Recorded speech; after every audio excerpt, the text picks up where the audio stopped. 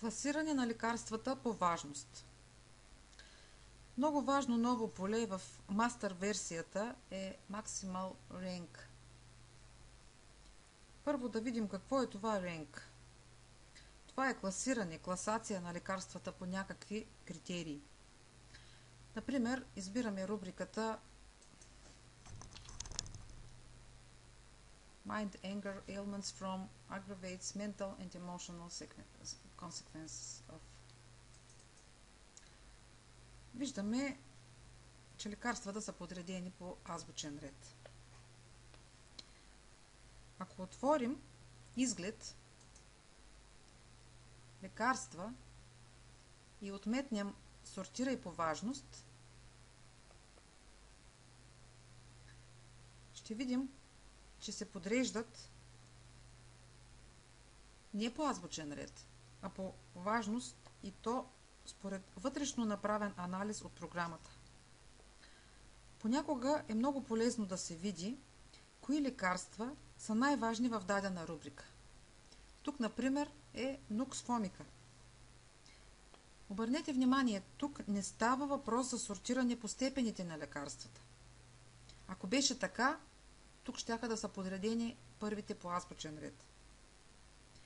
Самата програма сортира лекарствата по вътрешни правила за важност и доколко лекарството присъства в свързани с търсенето рубрики.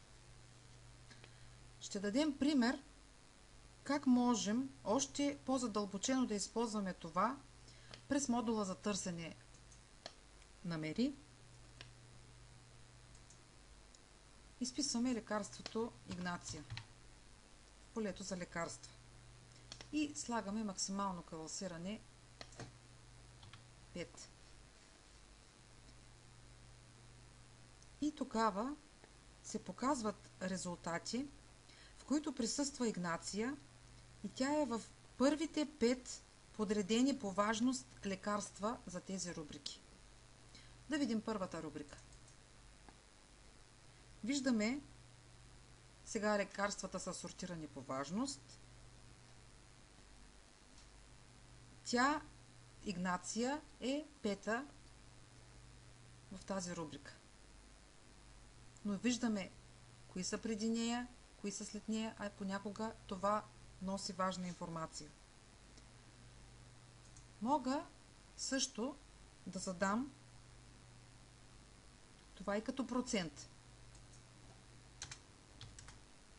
Като отбелязваме ето тук. Това вече се счита за процент от лекарствата.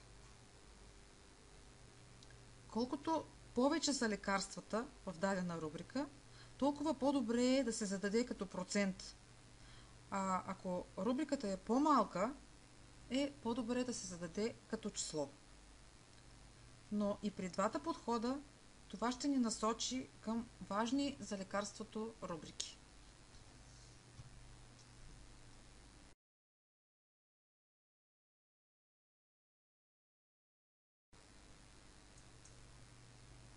Синоними на думите.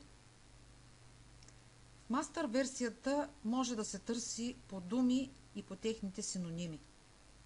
Ако търся, например, по думата spasms,